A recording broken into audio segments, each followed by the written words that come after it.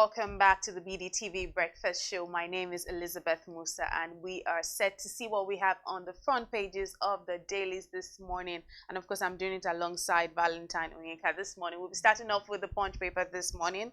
The big story in the Punch paper this morning says, fresh $24 billion borrowing may balloon Nigeria's debt to 183 trillion naira.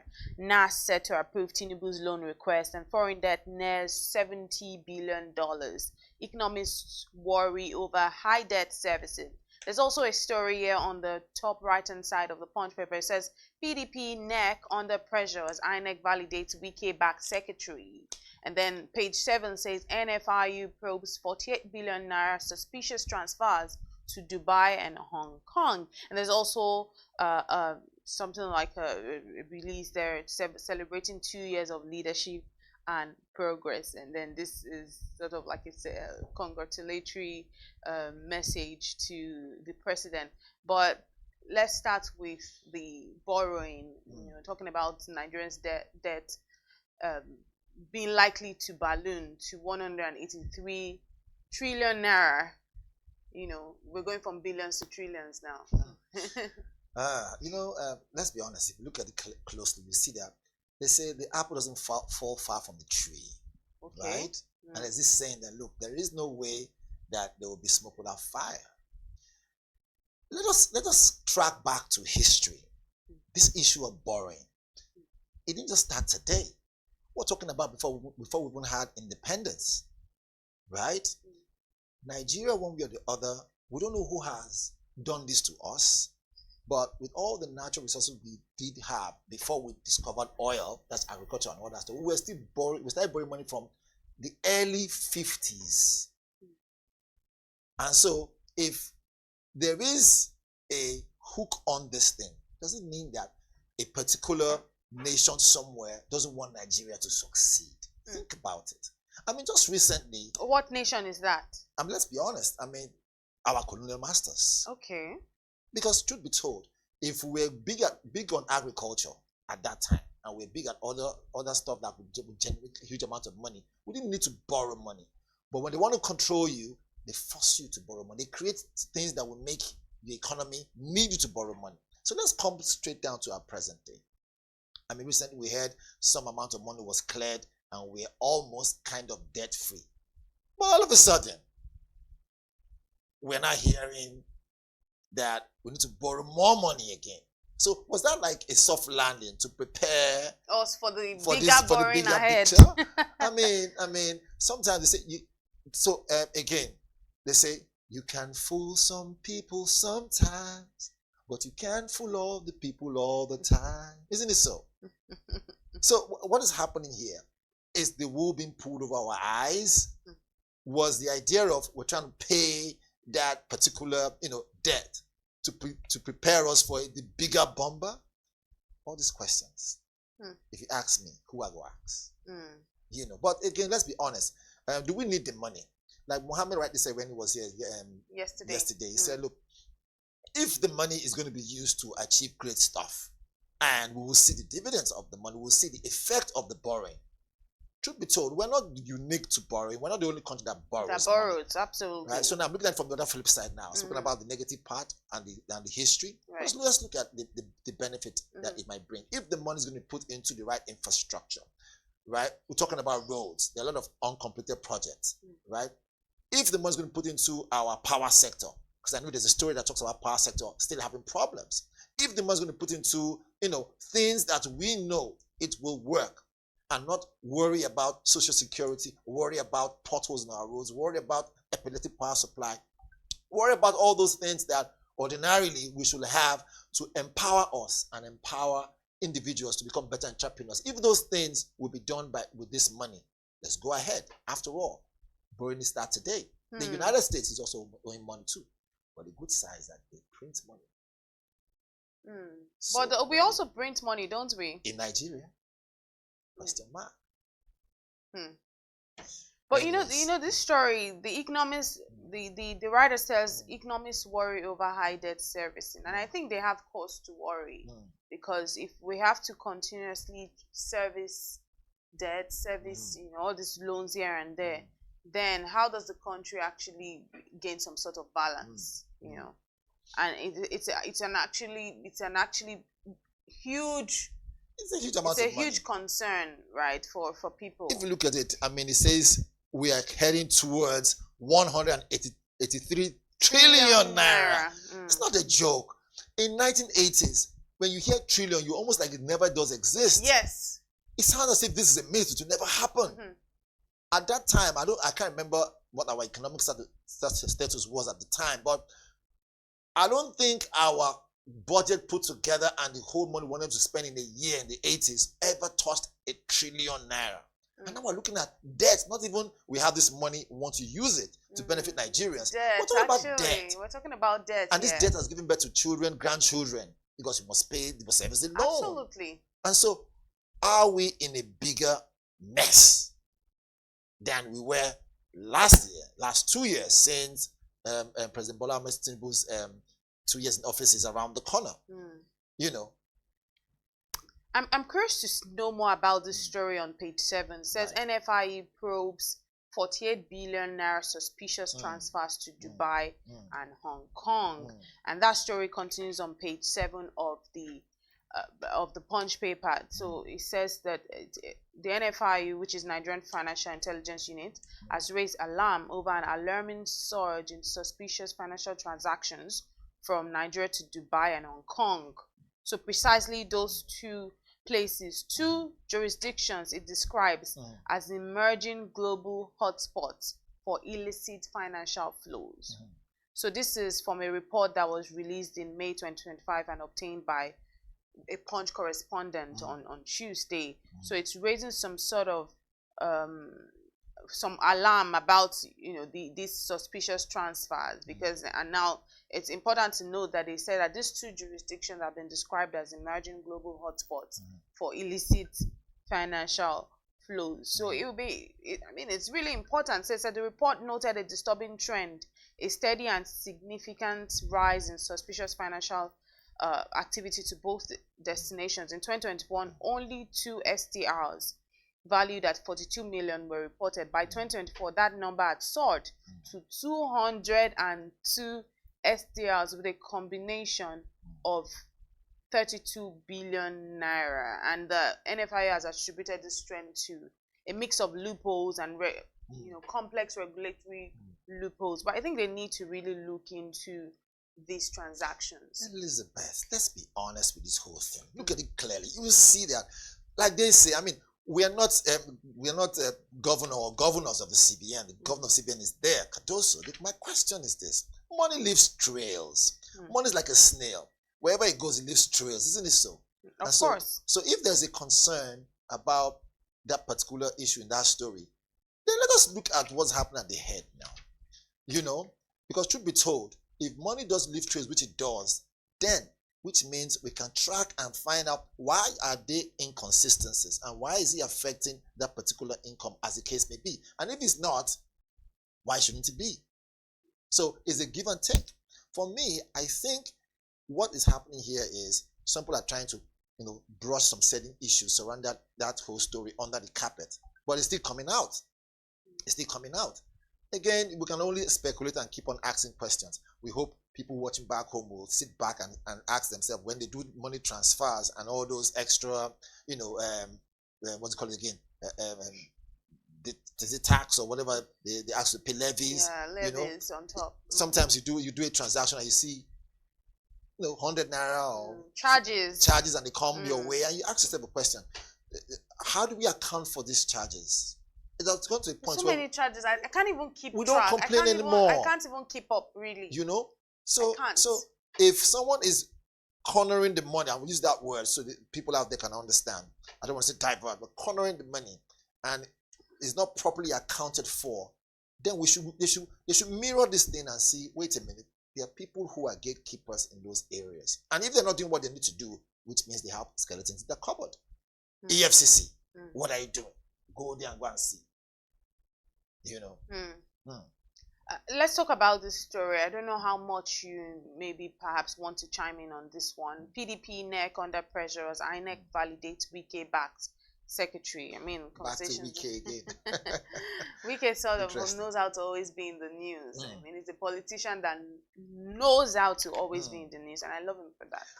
I think his level of being an actor in the game, right? Because I call it the game, really. After all, no permanent friend, no permanent enemy in politics. Permanent interest. Exactly, permanent interest. So for him to be an active player, he knows his game very well. You know, today he's fronting over something, tomorrow he's shouting over another one he's supporting another. You know, so you need to ask yourself, is it truly within Ajib? Any government in power? Even though we know where he stands. But you can never know again.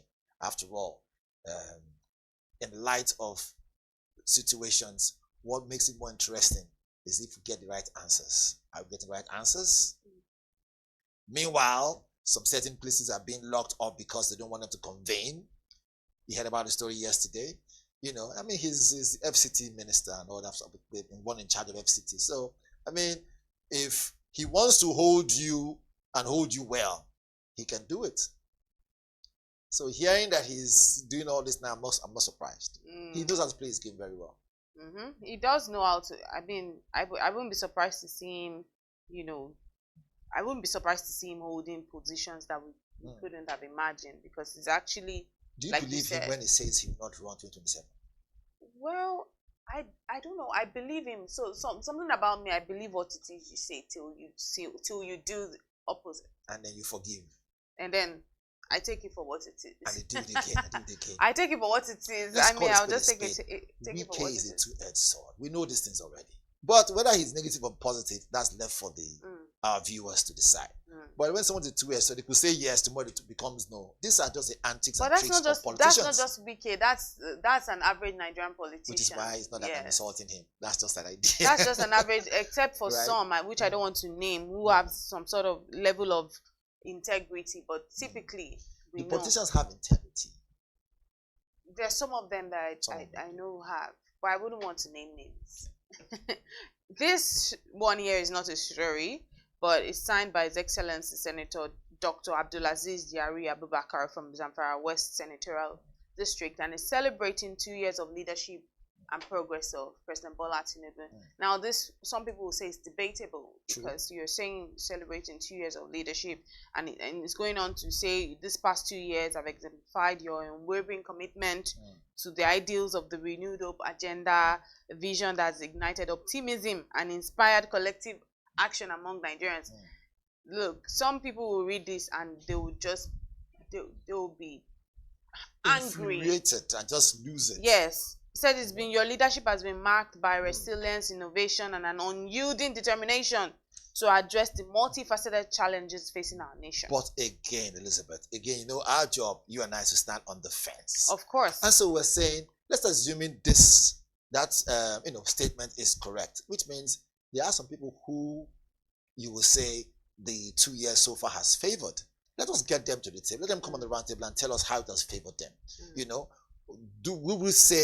will they be comfortable or confident to say that, you know, they got those contracts or they got those appointments or whatever that is favoring them, how the economy has favored them, they got there through merit? That's what we ask them questions, really. And those people who say that, oh, the government has been bad, they've not gotten what they wanted, students are complaining this, that, get them on a round table. Let's hear, how has it affected you? Has it affected you negatively? If so, how come? We will know. Anyone can come and say anything, but is it verifiable? It is it is in that level of verifying things that we can now say, okay, let's draw a poll. And as journalists as we are, we will know that if we draw a poll, we can now say this over that. Truly, the 2 years so far, has it been positive or negative, good or bad? Let's wait and see. The economy before, the economy now. You know, the cost of egg before, the cost of egg now. We know how much the cost of egg is now. You know, so let's don't throw the baby and the bathwater away because the bathwater is dirty. Let's wait and see. It says 2 years. We hear that after May 29th, a lot of things might begin to change since we entered the second part of the 4-year term. Let's see. The tenure. Let's see. Let's see. And while in the front page here also has another congratulatory message, well wish from another security service limited, who is saying 2 years of outstanding service and achievement. A congratulatory message to Iyelawaye of Baramatu Kingdom, President Bola Ahmed Tinubu, by the chief government of Oweside Ekpomolo Elias Tompolo. But importantly, I think it's important to also let our audience know that we put together a report talking about 2 years so far of the Nigerian government and what President Bola Tinubu's administration has been able to achieve. Just getting unbiased, very unbiased.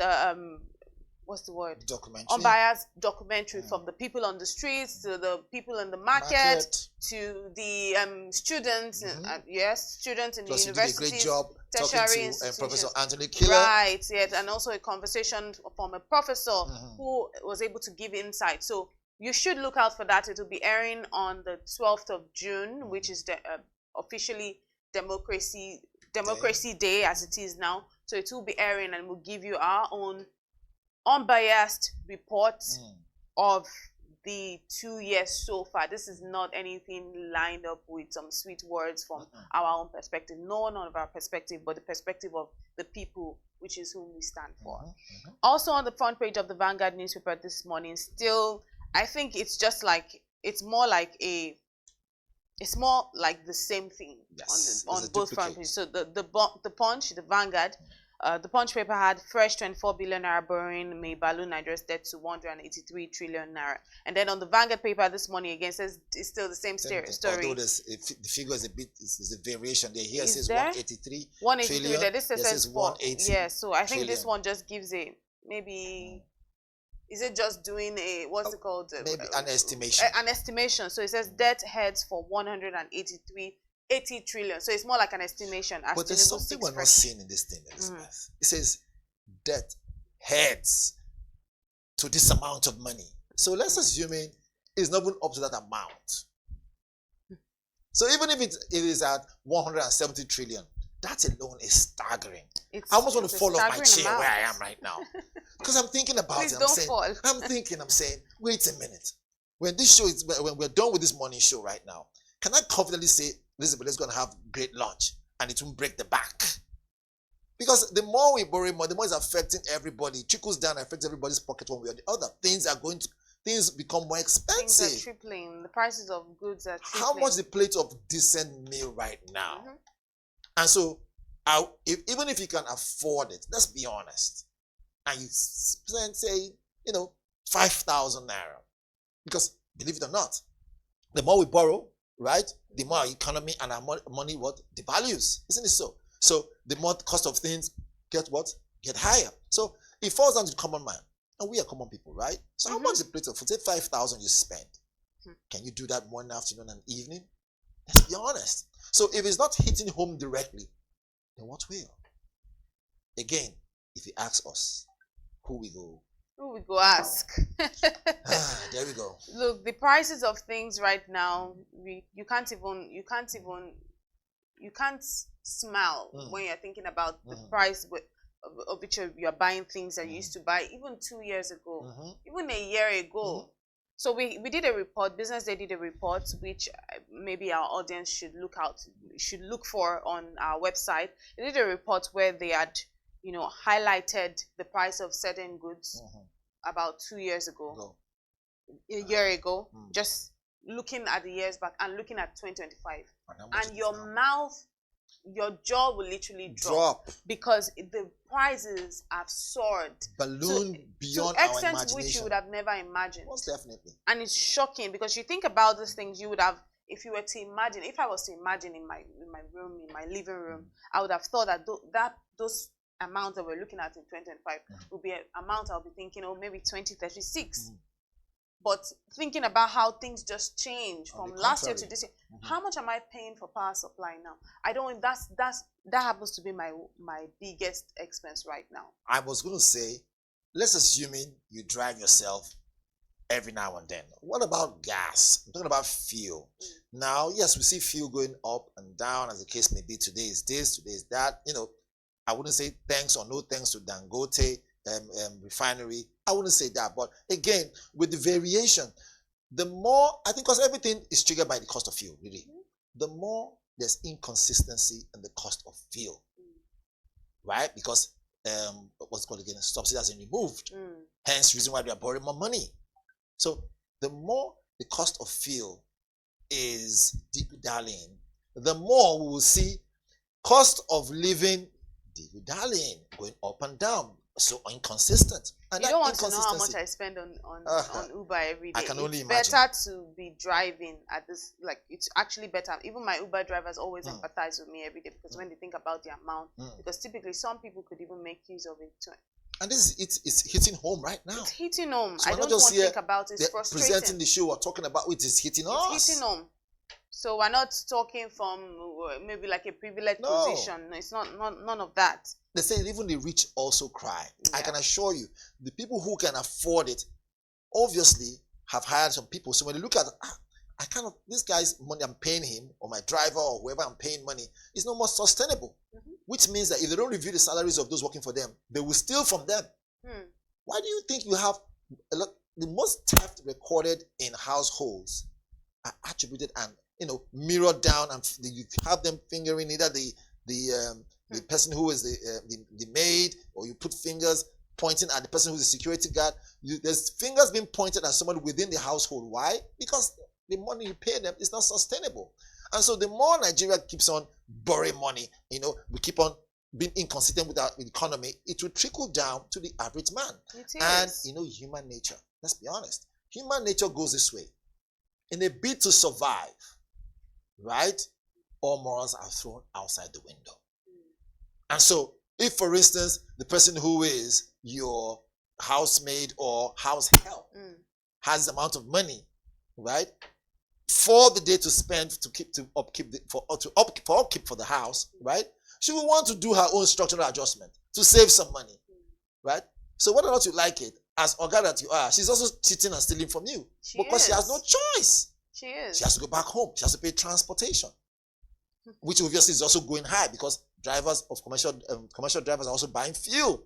So you see, whether or not we like it, there is no escaping from this thing.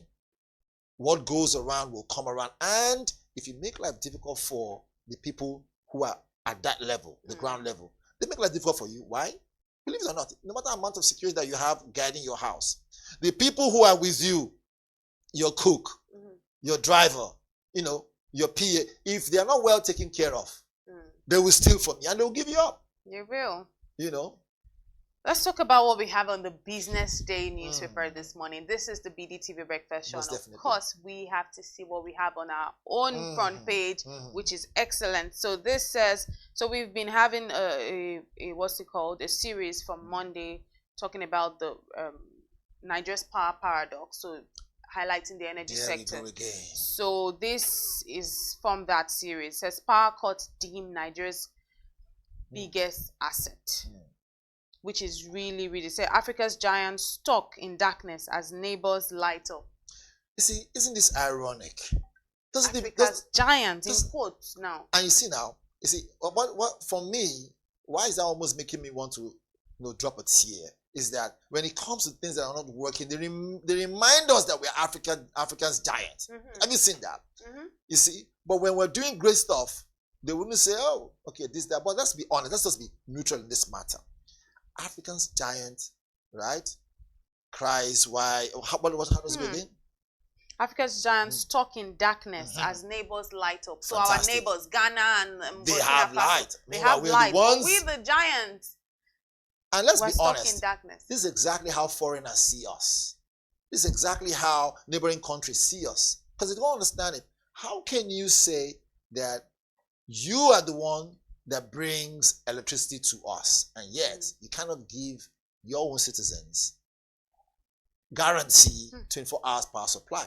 This has moved, let's be honest, this has moved away from power distribution and generation. It's now within the idea of direct and deliberate sabotage. This is almost 4 decades of up NEPA. Oh, down NEPA. It was so bad. They said, let us change the name and see whether we can rebrand it. They rebranded it. Of course, you can't say up PHCN No, or it's down still up PHCN. NEPA. The first thing the first ever thing in Do you Nigeria know what I'm always saying? sticks. Why is it like that? It has not become like a ballad where, children people who were kids like 10 years ago, they grew up with that, become the story. You know how many songs attributed to this? And there's a really sad story here. So because this entire series is also trying to capture people's lives. Says Martin Zifije, so probably a decoy name, not that was just 10 when his mother Norma bled to death in their rural home in Enugu State while trying to give birth with no nearby hospital equipped to save her life. And these are some of the things that happens on a day-to-day basis Nigerians have to face. When you talk about energy sector, power sector, you think about how they impact people's lives. You think about how many nights ago I slept really poorly because of electrical issues. How would your mental well-being be and the next all morning? of these things affect you, and this is just maybe a one-off thing. Some people have to go through these things every day. It's also important, maybe on the good side, to talk about this story. It says Nigeria launches first ever flare gas digital infrastructure project. So this is looking like a major step forward. Let's be honest. So a major step forward. How long has it taken us to actually get here? Why has it taken us this long? That's a big question. I don't give them credit for that. I don't say, okay, pass mark. No. It's not even starting immediately. You know how this project, it's something that at least, it's maybe something to just hope on. Well, I mean, like they say, renewed hope is what this so this is so let's keep on hoping. And then there's another story. It says cash ditch that 72 million naira transferred every second. Is that so people are moving to cashless, very very much cashless society now? Well, I don't think so, because the POS booths are everywhere. So have you noticed that most people these days seldomly visit ATMs? They just go straight to the long queues, and sometimes apart from the network. There's network. So why is it that when you use the POS, right, and then you get the cash immediately, 90% of the time the network is hardly affected, so you get the cash. But when you go and use the ATM, either tells you there's no cash, or there's an error, or whatever it is, or it doesn't recognize your card or something. Is there a deliberate act to frustrate the bank's own way of giving you money, to move you to the POS so that they can get more money? I don't even know if I would say frustrate, but I also know that the banks, they've been, people will have some sort of, what do they call those, because they're making more money, that the banks are also benefiting from these things, right? Because the banks also, the POS, most of the POS operators, they get this money from the bank. So there's stories about the insiders in the banks, the bank staff also making some sort of money from this thing. So it's also people also devising means to also survive. So people in the bank have to deal with money every day, but they don't have money. So they've seen this as some sort of business venture for them to also, now you see the banks are not working, but the same banks are the ones providing money for the POS operators, and then we can get money from the POS operators. So the country is continuously going in a very... We pray that we don't tank one day and find ourselves in the position where we now have to go answer to some... let me just call it out. We pray we don't have to go, be on the spotlight one day where they will ask us, what's happening in your country is a genocide. Hold on. Let's show you the clip on video and embarrass our leader. That's the way the South African leader was embarrassed. We probably don't get to that point. We probably don't get to that because the way things are going, right? They say we are giant of Africa. It will be so appalled, put this way, so disgraceful if truly we fall that height. We're going to fall, and if we fall, it's going to be bad. But we pray we don't. We pray we don't. We're a very religious country. But that's as much as we can take on the BusinessDay paper this morning. Truly, truly interesting stories. Right. I'm not sure we can take our cartoon of the day today. Can we take our cartoon of the day today? Should we? I think we Perhaps should. we should see what we have on a lighter note. Someone messaged me and said, Mr. Val, your mouth is too sharp. Let them hear my mouth is a bit blunt sometimes. So let's see what we have on the cartoon of the day today. So you see, now that's interesting. It is interesting. That's a cartoon image. You see the size of the tummy sitting on Nigeria's flag. And then there are bundles of cash. It looks as if naira it's foreign everywhere. currency. Oh, okay. Is it foreign currency?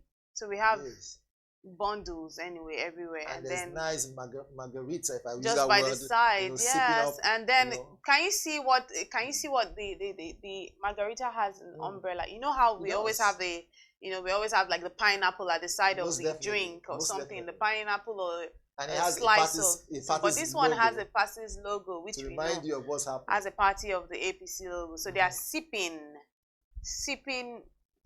lovely drink, and it says, "I can hear you." And there's something that's going on here at the back. I know, apart from the back, that particular thing that looks like an umbrella, it has, there's have you seen something there? So it's representing two major, symbols: the umbrella and the color. The umbrella and the color, yes. So the umbrella. So we don't see a broom there. We see an umbrella, but we see a different color. Yes, but we see a different color. On the lighter note, right? So maybe this is why does it have the umbrella and then the different I'm sure design? I'm sure there's the message being cut across. So I think the message is maybe talking about the defections. But then this image we see, whose image is that? Because there's also someone that it's representing. There's somebody's image. Valentine, do you know whose image? Well, if you look hard, and the cartoonist has tried so hard to submerge the main message, which is part of the idea, so you can give our viewers something to think about. But let's move over to what's happening behind the background. You see coalition, and they are peeping. Waiting to see if they we drafted in or we left outside, and they all have bells saying when it's going to be our turn. They are ringing it. And then that's why the person sitting on Nigeria, sitting on the cash, sitting on everything, sipping a nice drink is saying, "I can hear you." Of course, we can see the cap. I'm not moved by whose cap that is. We know what logo that cap represents. Anyways. Oh, I always love to see what we have on the cartoon of the day. It's always a lovely way to end the newspaper review segment here. It was truly interesting conversation, but that's where we bring it to a wrap on the newspaper review segment here on the BDTV Breakfast Show. Do stay with us for the money market brief up next.